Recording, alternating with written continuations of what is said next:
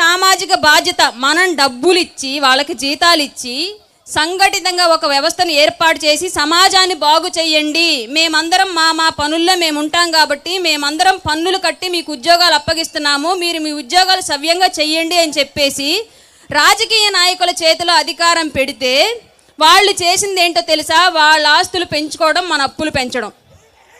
ఎవరికైనా సరైన ఉద్యోగం వచ్చే పరిస్థితి ఆంధ్ర రాష్ట్రంలో ప్రస్తుతం ఉందా? లేదు. మరి ఎంతోమంది వాళ్ళ ఉద్యోగాన్ని వాళ్ళు సవ్యంగా నెరవేరుస్తూ ఉంటే రాజకీయ నాయకులకు మాత్రమే ఎందుకు మనం విగ్రహాలు పెడుతున్నాం? వాళ్ళు ఉద్యోగులే కదా, మనందరం వాళ్ళకు ఒక అవకాశం, ఉద్యోగాన్ని అప్పచెప్పి వాళ్ళ కుటుంబాలను బాగు చేసడానికి మనం ఒక అవకాశం కల్పించాం. కానీ వాళ్ళు ఏదో వాళ్ళ సొంత డబ్బులతో చేసినట్లుగా ఎందుకు వాళ్ళకి విగ్రహాలు పెట్టి మన వీధుల్లో వాళ్ళ మొహాలను రోజు మనకు రుద్దుతున్నారు? వాళ్ళు ఏమైనా పరమాత్ముల పైనుంచి దిగొచ్చారా? లేదా వాళ్ళ ఆస్తులు ఏమైనా మనకు పెట్టారా? నిద్ర లేస్తే ఒక మున్సిపాలిటీ కార్మికుడు మనం వేసే వ్యర్థాలని మలినాల్ని అన్నింటినీ వీళ్ళకన్నా సవ్యంగా చక్కగా బాగు చేస్తున్నాడు, అతనికి పెట్టండి ఒక విగ్రహం, ఒప్పుకుంటాం.